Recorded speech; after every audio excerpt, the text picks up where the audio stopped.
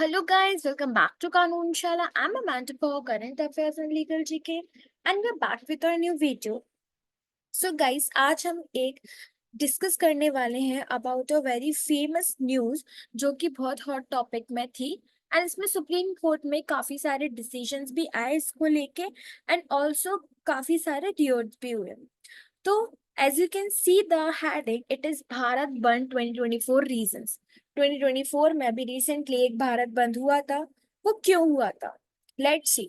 यहाँ पे आप कुछ पैराग्राफ्स देख सकते हो, ये इनकी कुछ इंपॉर्टेंट पॉइंट्स हैं. क्यों हुआ था? ये हुआ था किसको लेके? एससी एंड एसटी के रिजर्वेशंस को लेके. एससी एंड एसटी के रिजर्वेशन को लेके क्यों?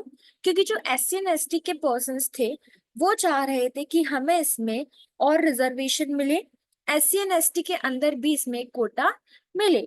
अब ये किसने किया था? ये भारत बंद ये किया था रिजर्वेशन बचाओ संघर्ष समिति ने. ठीक है. एंड ये क्यों किया था? For the purpose of quota in SC and ST reservations. Now let's see in today's video कि आज हम क्या डिस्कस करने वाले हैं. तो आज हम कुछ रिजर्वेशन को लेके ही डिस्कस करने वाले हैं. As it is a hot topic तो हमें इसके स्टैटिक पोर्शन के बारे में जरूर पता होना चाहिए. तो जो रिजर्वेशन था ये काफी टाइम पहले एग्जिस्ट कर चुका था इन इंडिया में, जब इंडिया इंडिपेंडेंस हुई थी उसके पहले भी. अगर हम पोस्ट इंडिपेंडेंस की बात करें तो जो रिजर्वेशन था ये फ्रेम किया गया था बाय द कॉन्स्टिट्यूएंट असेंबली, जो कि डॉक्टर बी आर अम्बेडकर ने चेयर की थी. अगर हम स्टार्टिंग की बात करें, ये इंट्रोड्यूस किया गया था for a time span of 10 years. तो पहले के जो 10 years का टाइम था, तो जब लेजिस्लेचर फॉर्म हुई थी तो उस टाइम ये एक नेसेसिटी के कारण इसको बनाया गया था. उसमें ऐसा लगता था कि कहीं पर डिस्क्रिमिनेशन ना हो.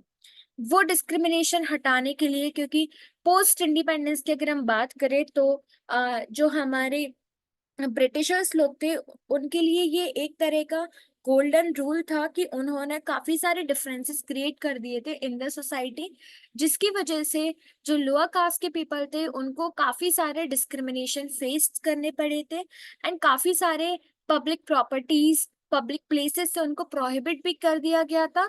उस नेसेसिटी की जरूरत के लिए, उस चीज को देखते हुए जो हमारे बी आर अम्बेडकर थे उन्होंने क्या किया? रिजर्वेशन को इंट्रोड्यूस किया.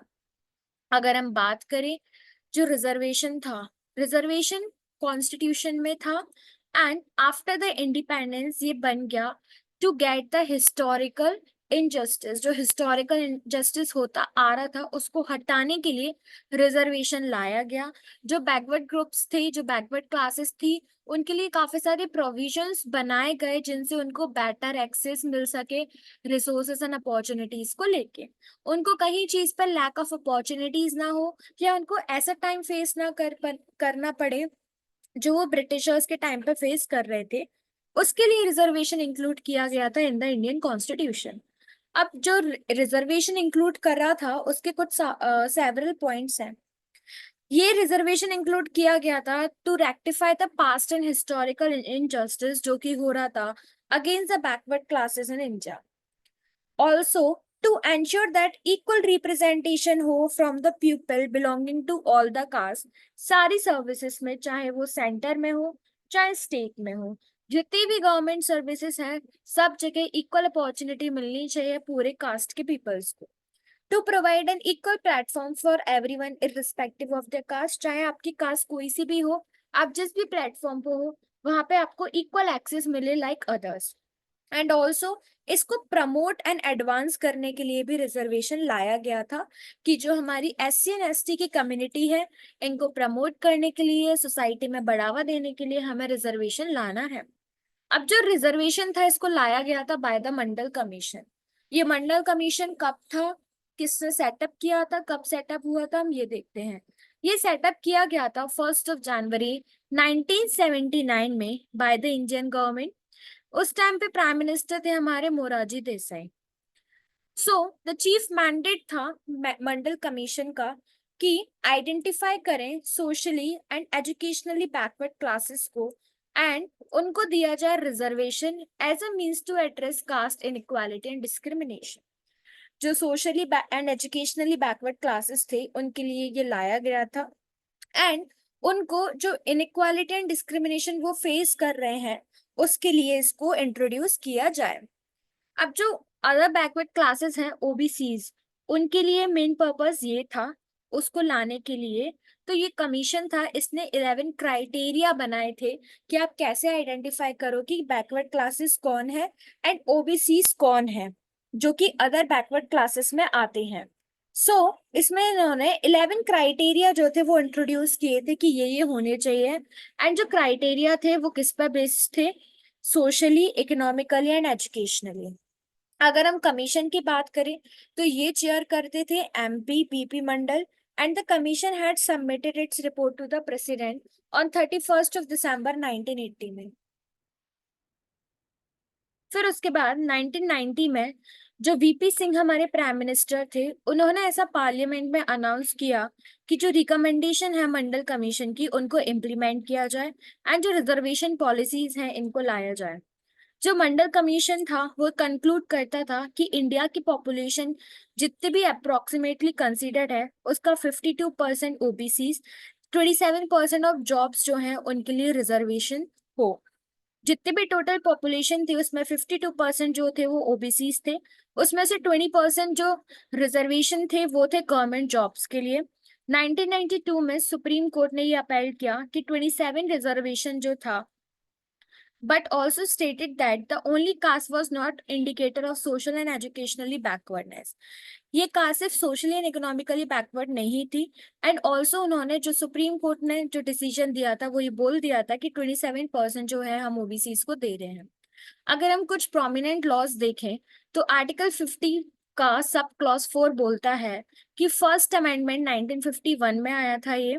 ये स्पेशल प्रोविजन लाया था advancement of the backward classes के लिए। Article 15 sub clause 5 93rd amendment act में आया था ऑफ 2006। ये लाया था provisions of reservation for backward SC ST classes private educational institutions में। आर्टिकल 16 सब क्लॉज 3 जो है वो लाया था post in public employment residence के बेसिस पे। आर्टिकल 16 सब क्लॉज 4 जो था वो पब्लिक एम्प्लॉयमेंट लाया था for the backward classes. Article 330 to 342 ये बात करता है स्पेशल प्रोविजंस कुछ क्लासेस ऑफ सोसाइटी के लिए, दैट इज स्पेशल कैटेगरीज जो कि लोअर कास्ट है। एंड आर्टिकल 45 था, ये under the directive principles of state policy बोलता है कि स्टेट के पास ये ड्यूटी होती है कि वो standard of living and health of backward class को क्या करें, रेस करें। वो ऐसी पॉलिसीज निकालें कि जो बैकवर्ड क्लासेस हैं उनकी हेल्थ उनकी लिविंग ये सबको क्या कर सके, रेस कर सके। आर्टिकल 39A ये भी under directive principles of state policy आता है। एंड ये बोलता है कि state have to ensure justice and free legal aid to educationally economically backward classes. जितने भी स्टेट्स हैं वो justice and free legal aid दे किसको, इकोनॉमिकली बैकवर्ड क्लासेस को। This was about the some prominent laws of the policies. अगर हम देखें कॉन्स्टिट्यूशन जो है वो रिजर्वेशन प्रोवाइड करता है इकोनॉमिक वीकर सेक्शन के लिए भी। It comes under EWS. तो ईडब्ल्यूएस जो है वो कब ऐड हुआ था, क्यों ऐड हुआ था, ये भी देखते हैं। ईडब्ल्यूएस हुआ था 103rd amendment act of 2019 and इसको प्रेसिडेंट का ओथ मिला था, असेंट मिला था ऑन 12th ऑफ जनवरी 2019।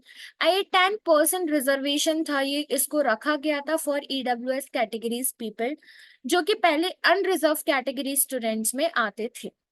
उसके बाद अगर हम देखें जो socially scheduled caste and scheduled tribes हैं, ये कौन होते हैं? ये ऐसे ग्रुप्स ऑफ पीपल होते हैं कि इनको डिसएडवांटेज होता है सोसाइटी में and socio economic groups in India.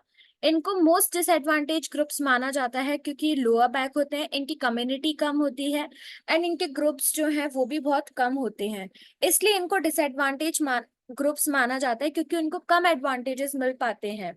Now the terms जो है ये कॉन्स्टिट्यूशन में रिकॉग्नाइज करे गए हैं in one of the other categories. And जब ब्रिटिश रूल का था उस टाइम इनको डिप्रेस क्लासेस माना जाता था। ये एससी या एसटी में डिवाइड नहीं थे लेकिन ये थे अंडर द डिप्रेस क्लासेस के अंदर आते थे। Now if we see schedule caste and schedule tribes की डेफिनेशन क्या दी गई है? तो as per 366 article, schedule caste वो ट्राइब्स एंड कास्ट बनाई गई हैं like such caste races and tribes a part और groups within such caste races और ट्राइब्स जो कि अंडर आर्टिकल 341 बनाई गई है as a schedule caste for the purpose of the Indian constitution. तो कुछ पॉइंट्स दिए गए हैं under article 341। If those points are reliable तभी उनको शेड्यूल कास्ट मानी जाएंगे। आर्टिकल 366 शेड्यूल ट्राइब्स को ये डिफाइन करता है कि आर्टिकल 342 में जितने भी डीम है, जितनी भी कास्ट आ रही है, उनके जो नेसेसिटी फुलफिलमेंट हो रही है अंडर आर्टिकल 342, उनको हम आइडेंटिफाई करेंगे एज द शेड्यूल्ड ट्राइब्स। तो शेड्यूल कास्ट के लिए दिया गया है अंडर आर्टिकल 341 कि 340 के वन अंदर जितने भी पॉइंट्स वो वेरीफाई कर रहे हैं वो शेड्यूल कास्ट में आएंगे। एंड शेड्यूल ट्राइब्स में 342 में जितने भी पॉइंट्स वो रिलाई कर रहे हैं उन पे वो शेड्यूल ट्राइब्स माने जाएंगे। अगर हम पहले की बात करें कि ये रिजर्वेशन पॉलिसी आई कहाँ से, जब यूके पार्लियामेंट ने पास किया था गवर्नमेंट ऑफ इंडिया एक्ट 1935 पे, उस टाइम पे जो इंडियन प्रोविंस थी उनका ग्रेटर सेल्फ रूल स्टार्ट हो गया था एंड एक नेशनल फेडरल स्ट्रक्चर भी स्टार्ट हो गया था।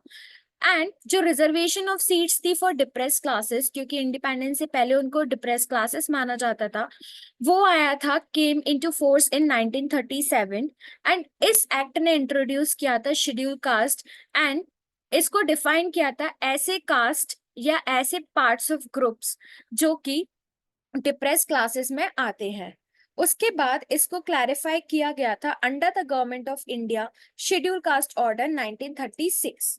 उसके बाद इन्होंने एक लिस्ट निकाली थी ऑफ कास्ट जो कि आते थे अंडर द शेड्यूल कास्ट, किस टाइम पे? During the British administrated provinces के टाइम पे। एंड जिस टाइम पे जो लिस्ट निकाली थी जितनी भी कास्ट डिप्रेस क्लास में आती थी उनको उसके अंदर लिस्टेड किया गया था। So guys, this was the end of the video. I hope that you would like our video. Before going, just like the video, hit the bell icon. Also, you can share this video. Also, you can get the PDF of this video on our Telegram channel. The link is in the description. Thanks for watching the video.